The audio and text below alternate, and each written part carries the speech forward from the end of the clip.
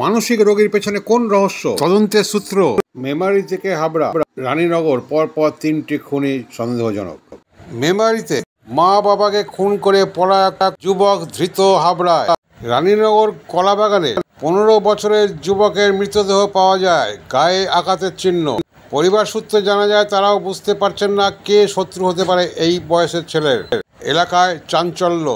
ঘটনা সূত্রে জানা যায় গবাদি পশু খাবার জোগাড় করার জন্য প্রতিদিনের মতো বুধবার 28শে মে ঘাস কাটতে বেরিয়েছিল, কিন্তু দীর্ঘক্ষণ পেরিয়ে গেল ছেলে না আসায় খোঁজ শুরু হয়। তারপর কলাবাগানে তার নিষ্প্রাণ দেহ পাওয়া যায়। পুলিশ তদন্ত শুরু করেছে।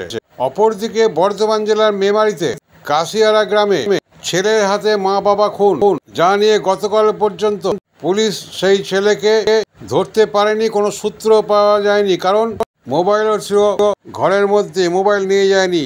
পরে জানা যায় তিনি মানসিক ভারসাম্যহীন ছিলেন, যা দিল্লিতে চিকিৎসা করা সম্ভব হতো, কিন্তু সম্ভব হয়নি কেন তা তদন্ত পুলিশ দেখছে ভেবে।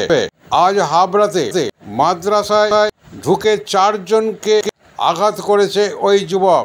তারপরে পুলিশ জানতে পারে এই যুবকই সেই যুবক যিনি মেমারিতে তার বাবা মাকে খুন করে পালিয়ে যায়। পেশায় ছিলেন ইঞ্জিনিয়ার। কেন 2 মাস আগে চাকরি ছেড়ে ঘরে আসলো সেটাও কিন্তু পুলিশ ভেবে দেখছে। এলাকাবাসীর মধ্যে কিছু জনের অভিযোগ, দিল্লিতে ইঞ্জিনিয়ার হিসাবে যে চাকরি করতেন সেই চাকরিস্থলে কোনো মানসিক কারণে মানসিক ভারসাম্যহীন হওয়ার কথা সেই দপ্তর জানতে পারলেও কোনো ট্রিটমেন্টের ব্যবস্থা করেনি। দিল্লিতেও বেশ কয়েকবার এরকম ঘটনা ঘটে থাকতে পারে। স্ত্রীর সাথে ডিভোর্সের কারণও হতে পারে কিনা, তার পরিপ্রেক্ষিতে কেন ট্রিটমেন্টের ব্যবস্থা, সুচিকিৎসার ব্যবস্থা করা হয়নি সেই ব্যাপারটাও খতিয়ে দেখছে পুলিশ মহল।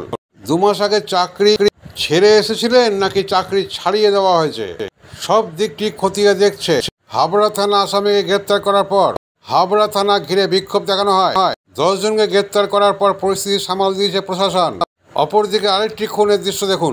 রানীনগর থানা এলাকায় 15 বছর যুবক রবিউল শাহের খুন তদন্ত শুরু করেছে। মৃতদেহ ঘিরে এলাকাবাসীরা বিক্ষোভ দেখায়। এই তরতাজা যুবককে কেন কারা মারল সে বিষয়ে পুলিশ তদন্ত শুরু করেছে বলে জানা যায়। মৃত যুবকের নাম রবিউল শাহ, বয়স 15। এই মৃত্যুকে ঘিরেও কিন্তু প্রবল উত্তেজনা এলাকায়। শুনুন এবার মৃত ব্যক্তির পরিবার কি বলছে। প্রতিদিন মাঠে গেছিল, আমি আমার শ্বশুর বাড়ি থেকে আসছি, আমি শুনতে পেয়েছি তাইছে যে ওর তো জানি না কিভাবে যে ওরকম করে মেরেছে, কারা মারলো আমি কিছুই জানি না।